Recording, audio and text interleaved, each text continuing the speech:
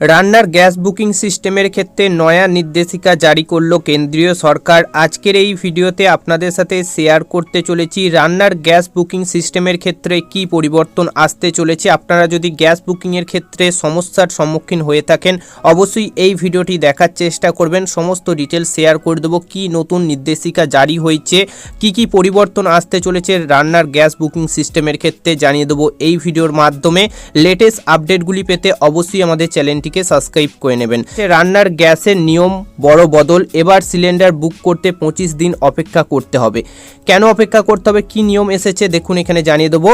বাজারে রান্নার গ্যাসের কালোবাজারি তথা মজুতদারি রুখতে এবার এলপিজি বুকিং নিয়ম বদল আনলো সরকার। তো দেখতে পাচ্ছেন কালোবাজারি অর্থাৎ মজুতদারি রুখতে এলপিজির বুকিং সিস্টেমের ক্ষেত্রে নতুন পরিবর্তন করেছে কেন্দ্রীয় সরকার। কি পরিবর্তন আনতে চলেছে অবশ্যই জানিয়ে দেবো।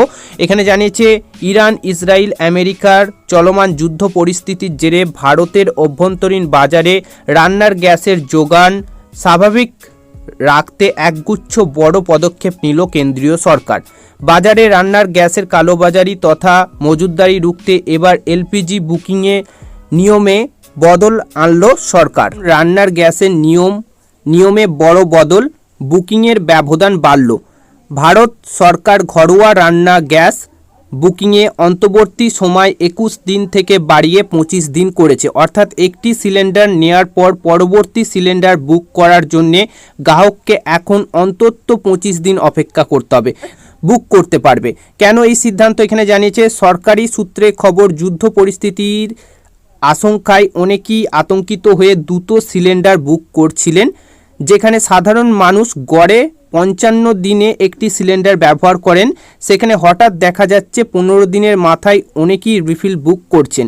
এই কালোবাজারি এবং কৃত্রিম সংকট রুখতে 25 দিনের লক ইন পিরিয়ড চালু করা হয়েছে। সো বুকিং সিস্টেমের ক্ষেত্রে কিছুটা সমস্যা হচ্ছে বর্তমানে।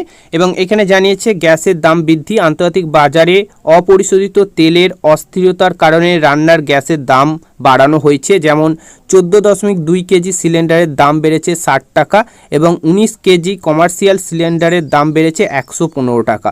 তো আপনারা দেখতে পাচ্ছেন রান্নার গ্যাসের দাম কিন্তু 60 টাকা বৃদ্ধি পেয়েছে এবং কমার্শিয়াল যে সিলিন্ডার রয়েছে সেক্ষেত্রে 115 টাকা কিন্তু বৃদ্ধি করেছে কেন্দ্রীয় সরকার। এবং এখানে দেখতে পাচ্ছেন জোগাড় নিশ্চিত করতেই সরকার কিন্তু এই বিকল্প পরিস্থিতি নিয়েছে এবং এই ধরনের নিয়মগুলি এনেছে। সো যাদের ক্ষেত্রে সিলিন্ডার বুক করতে সমস্যা হচ্ছে তারা একটু ওয়েট করুন, অবশ্যই আপনাদের সিলিন্ডার বুক করা যাবে এবং আপনাদের 25 দিন হয়ে গেলেই কিন্তু আপনারা নতুন সিলিন্ডার বুকিংয়ের জন্য এলিজিবল হয়ে যাবেন। সো এই নতুন পরিবর্তন এসেছে। ভিডিওটি ভালো লাগলে অবশ্যই শেয়ার করে দেবেন, চ্যানেলটিকে সাবস্ক্রাইব করে নেবেন লেটেস্ট আপডেটগুলি পেতে।